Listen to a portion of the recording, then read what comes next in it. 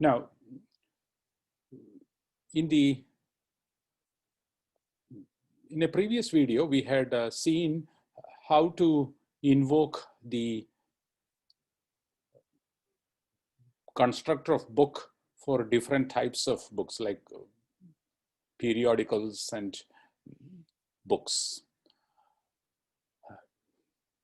There is one important aspect of object creation, that is that it cannot be relying upon dynamic binding, because the object is still not there. So you can't really use dynamic binding to choose the constructor to call. So when you want to create different types of objects, you cannot avoid conditionals. Okay. We would like to minimize the number of conditionals, but that is not possible when you are trying to create objects. But what we need to do is try to minimize the maintenance cost. That is, as you introduce more types of objects, for example, more types of loanable items in the library, we should be able to call the constructors easily. We should be able to modify the system so that we know exactly where to change. So what we need to do is have a central place where all the different types of loanable items are constructed. This is called a factory.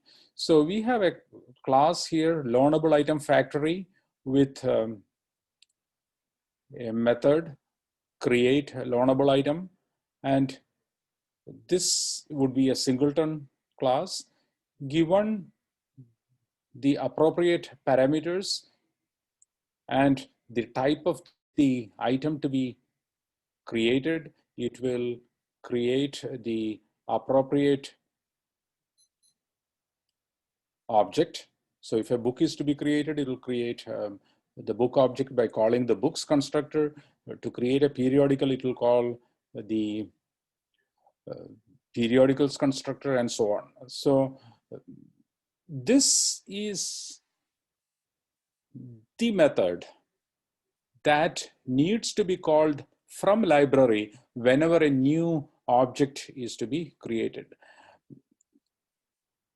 A new book or a periodical or anything else that you want to loan out is to be created. As more and more loanable items are introduced, we will modify this method. We will introduce more legs to this conditional. We will introduce more cases. This helps us locate the place to modify very easily, or at least much easier than if it were put in the middle of a lot of other code. One of the rules of object-oriented design is to recognize the fact that changes are inevitable.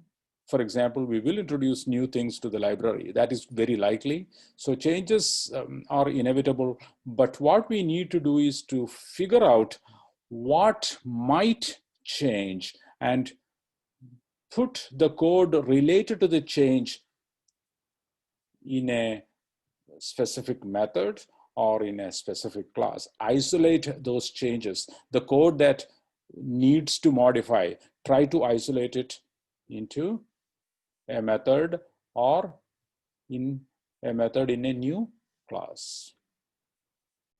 So the library code for creating a new loanable item would be more like this. Instead of add book, we have add loanable item. It gets the parameters from user interface, including the type of object to be created. It takes the instance of the loanable item factory, which we saw in the previous slide and calls the create loanable item method of that with the parameters needed for that, and the item is inserted into the catalog.